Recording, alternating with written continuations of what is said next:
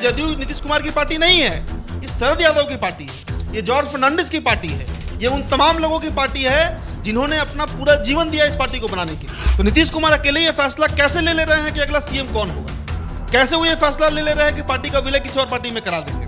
कैसे ये फैसला ले रहे हैं कि 2025 का विधानसभा चुनाव किसी ऐसे व्यक्ति के नेतृत्व में लड़ेंगे जिनका जन्म इन नेताओं के सामने हुआ है? इसी बात से खुन्नस है उपेंद्र कुशवाहा को, जिसमें वो नहीं चाह रहे हैं कि एक ऐसी पार्टी जो बिहार में कुशवाहा और कुर्मियों की पार्टी है वो अब जाकर आरजेडी के साथ विलय कर। क्या कुशवाहा जो जाति है बिहार में वो सिर्फ वोट करने के लिए बनी है?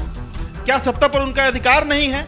और खुद जगदेव बाबू कुशवाहा जाति से थे और उन्होंने ही ये बात कहा था, और उन्हीं के जो चेला लोग हैं, जो उनको मानने वाले लोग हैं, जो उनके अनुयायी हैं, वो यही बात बार बार कर रहे हैं। जो लवकु समीकरण बिहार में जो 12% वोट है, जिसके दम पर नीतीश कुमार पिछले 17 सालों से राज कर रहे हैं, उस 12% में 9% तो कुशवाहा वोटर्स हैं। कि उपेंद्र कुशवाहा बिहार के उन कुछ चुनिंदा नेताओं में से हैं जिनको चारों सदन का सदस्य होने का सौभाग्य प्राप्त है। खुद को वो इतना रेलेवेंट रखे हैं कि आज के समय में भी उनका बयान जो है वो नीतीश कुमार को तिलमिला देता है। लालू प्रसाद यादव के खिलाफ नीतीश कुमार को सबसे अधिक किसी यादव नेता ने सपोर्ट किया तो शरद यादव। समता पार्टी से बनी है जनता दल यूनाइटेड, और समता पार्टी का भी इतिहास को उठाकर देखिए, कई दिग्गज नेता, बड़े नेताओं ने उस पार्टी को बनाया। उपेंद्र कुशवाहा भी खूंटा गाड़ कर बैठे हुए हैं कि हम कहीं नहीं जाएंगे। परसों तो उन्होंने ये भी कहा कि जब तक इस शरीर में है, ये उपेंद्र कुशवाहा का स्टेटमेंट है, बीजेपी में नहीं जाएंगे। उपेंद्र कुशवाहा ठान लिए हैं कि वो शरद यादव, आरसीपी सिंह या प्रशांत किशोर की तरफ पार्टी छोड़कर नहीं जाएंगे, पार्टी में हिस्सेदारी लेकर रहेंगे, और हिस्सेदारी कम से कम मुख्यमंत्री का कुर्सी है, उससे कम कुछ भी मंजूर नहीं है। ये लड़ाई अब निर्णायक होगी और ये बड़ा नुकसान नीतीश कुमार को देने जा रहा है। उपेंद्र कुशवाहा लगातार जदयू पर हमला कर रहे हैं और जदयू और उपेंद्र कुशवाहा के बीच अब दूरियां लगातार बढ़ती हुई नजर आ रही हैं। अब देखिए, ललन सिंह काफी दिनों से गायब थे, लेकिन अब वो लगातार बयान पे बयान दिए जा रहे हैं। कभी उपेंद्र कुशवाहा को कह रहे हैं कि वो जदयू संसदीय बोर्ड के अध्यक्ष कब थे, वो तो एमएलसी भर थे, और इस बारे में लगातार उपेंद्र कुशवाहा हमले कर रहे हैं। और अब उपेंद्र कुशवाहा ने बयान दे दिया है कि जदयू जो है नीतीश कुमार की पार्टी नहीं है। आखिरकार इस बयान का मतलब क्या है? इन तमाम चर्चाओं पे हम अपने सहयोगी उदीप जी के साथ जुड़ गए हैं। उदीप जी, उपेंद्र कुशवाहा ने जो बातें कही हैं नीतीश कुमार और जदयू को लेकर के, क्या मतलब निकाला जाए इसका? देखिए, उपेंद्र कुशवाहा लगातार जो बातें कर रहे हैं, इतिहास को कुरेद रहे हैं। और अगर इसको आप देखिए राजनीतिक तौर से, और राजनीतिक चश्मा हटा दीजिए, तो अगर सही मायने में देखिए तो बिहार में नीतीश कुमार किसके शिष्य रहे हैं? जॉर्ज फर्नांडिस के, तब के तत्कालीन देश के सबसे बड़े समाजवादी नेता शरद यादव के रहे हैं। शरद यादव बिहारी नहीं थे, लेकिन अगर लालू प्रसाद यादव के खिलाफ नीतीश कुमार को सबसे अधिक किसी यादव नेता ने सपोर्ट किया तो शरद यादव थे। और यही बात तो कह रहे हैं उपेंद्र कुशवाहा। उपेंद्र कुशवाहा का पूरा ट्रैक रिकॉर्ड देखिए। उपेंद्र कुशवाहा के बारे में पहले जानिए कि उपेंद्र कुशवाहा बिहार के उन कुछ चुनिंदा नेताओं में से हैं जिनको चारों सदन का सदस्य होने का सौभाग्य प्राप्त है। 9 बार चुनाव लड़े हैं बिहार में, 7 बार हारे हैं, 2 ही बार जीते हैं। एक बार साल 2000 में जीते थे, वैशाली के जंदाहा सीट से विधायक बने थे, और उसके बाद साल 2014 के लोकसभा चुनाव को उन्होंने जीता। इसके अलावा कोई चुनाव वो नहीं जीते हैं, कई बार लड़े हैं। लेकिन इतना होने के बाद भी खुद को वो इतना रेलेवेंट रखे हैं कि आज के समय में भी उनका बयान जो है वो नीतीश कुमार को तिलमिला देता है। तिलमिला देता है ना। अब देखिए, ताजा बयान उनका देखिए क्या आया है कि जदयू पार्टी जो है वो नीतीश कुमार की कैसे हो गई। राष्ट्रीय जनता दल अगर लालू प्रसाद यादव कहते हैं कि उनका है तो कुछ हद तक माना जा सकता है, क्योंकि 97 में जब पार्टी का गठन हुआ, 5 जुलाई 1997 को जब आरजेडी का गठन हुआ, तब सर्वासर्वी लालू जी थे। लालू जी ने ही उस पार्टी को सींचा है, उस पार्टी को सब कुछ किया है। लेकिन समता पार्टी से बनी है जनता दल यूनाइटेड, और समता पार्टी का भी इतिहास को उठाकर देखिए, कई दिग्गज नेता, बड़े नेताओं ने उस पार्टी को बनाया। और उस दौर में जब लालू यादव का दौर चल रहा था, उनके खिलाफ चुनाव लड़ना, चुनाव प्रचार करना, मुखर रूप से उनका खिलाफत करना में अकेले नीतीश कुमार नहीं थे, कई नेता रहे हैं। डॉक्टर अरुण कुमार, जहानाबाद के पूर्व सांसद, वो रहे हैं। शरद यादव रहे हैं, जॉर्ज फर्नांडिस रहे हैं, बहुत लंबा फेहरिस्त, लंबा मतलब दिग्विजय सिंह रहे हैं, ये तमाम लोग रहे हैं। तो वही बात याद दिलवा रहे हैं उपेंद्र कुशवाहा। हुआ मामला दरअसल ये है, आज जो उनका बयान आया अचानक से उपेंद्र कुशवाहा का, कि जदयू नीतीश कुमार की कैसी है, क्यों आया, कल ललन सिंह का क्या बयान आया था? ललन सिंह ने बयान में यही बात न कहा है कि उपेंद्र कुशवाहा की हैसियत जनता दल यूनाइटेड में एक एमएलसी भर की है, उससे ज्यादा कुछ नहीं है। मतलब इनको पार्लियामेंट्री बोर्ड का अध्यक्ष तक अब नहीं मान रहे हैं ये लोग।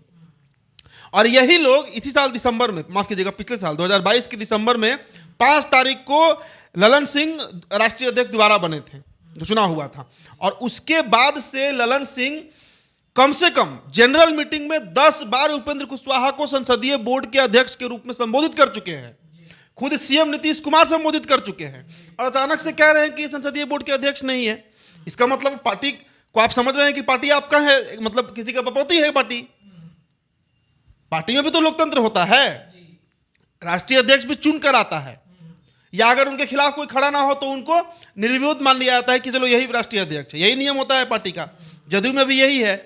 लेकिन अगर आप किसी व्यक्ति को पार्टी का राष्ट्रीय अध्यक्ष, पार्टी का सबसे बड़ा नेता अगर संसदीय बोर्ड का अध्यक्ष कह रहा है, तो बिना कोई नोटिस जारी किए, बिना कोई मतलब किसी भी तरह का सूचना दिए हुए आप कैसे कह रहे हैं कि वो सिर्फ एमएलसी भर है? इसके अलावा आप एक बात समझिए, जो मेन मुद्दा है वो यही है। अब मेन खेल जो है वो बिहार के सामने आ रहा है।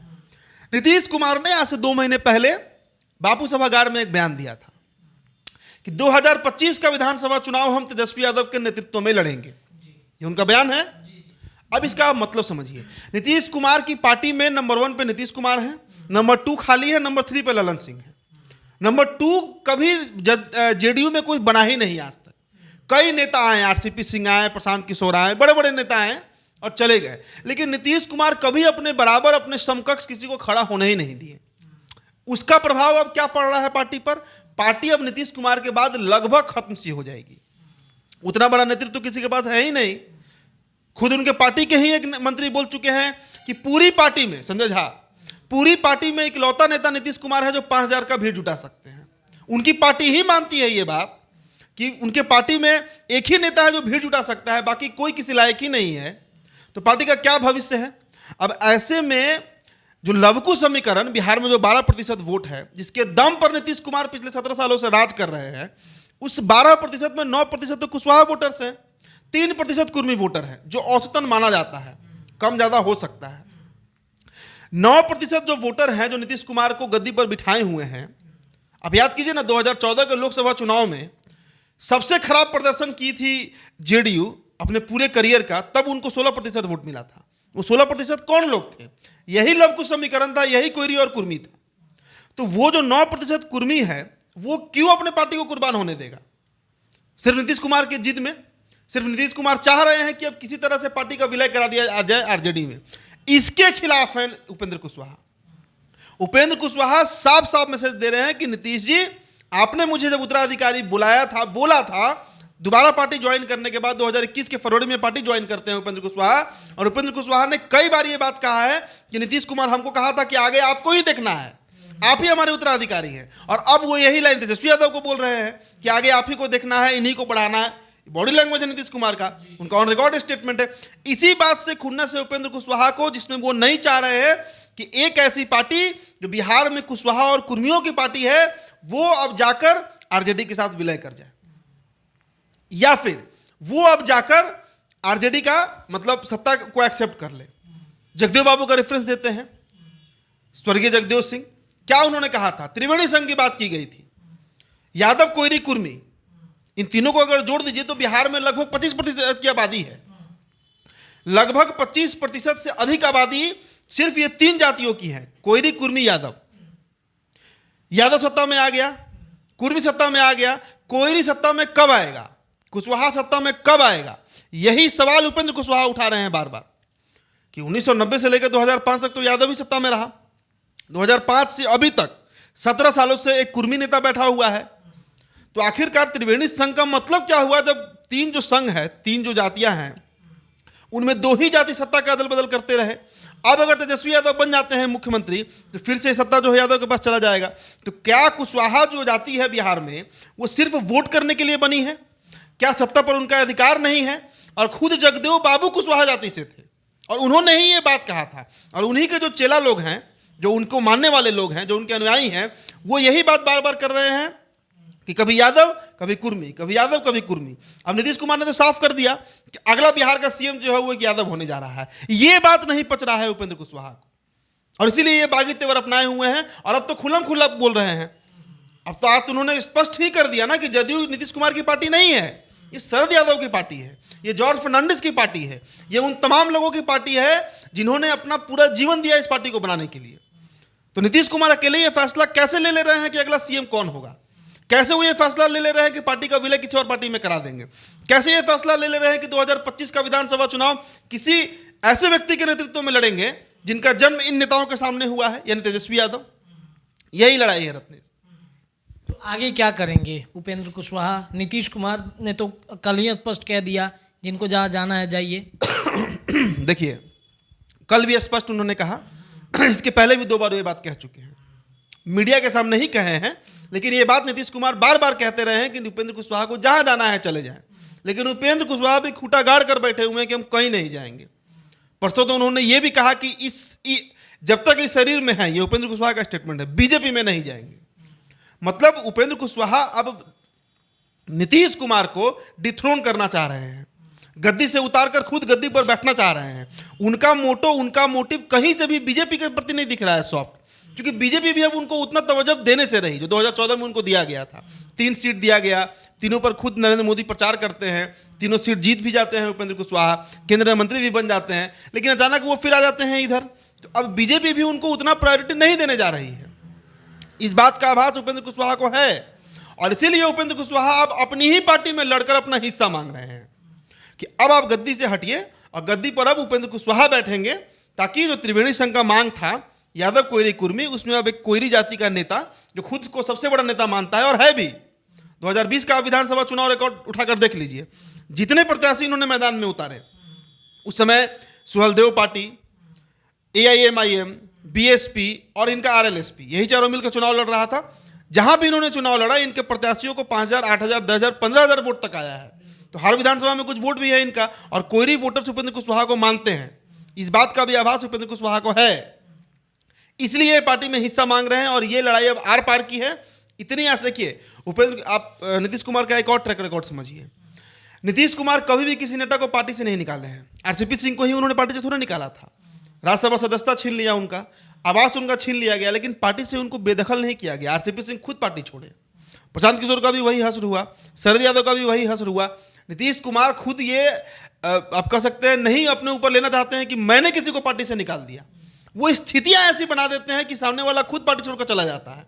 लेकिन इस बार उपेंद्र कुशवाहा ठान लिए हैं कि वो शरद यादव, RCP सिंह या प्रशांत किशोर की तरफ पार्टी छोड़कर नहीं जाएंगे, पार्टी में हिस्सेदारी लेकर रहेंगे।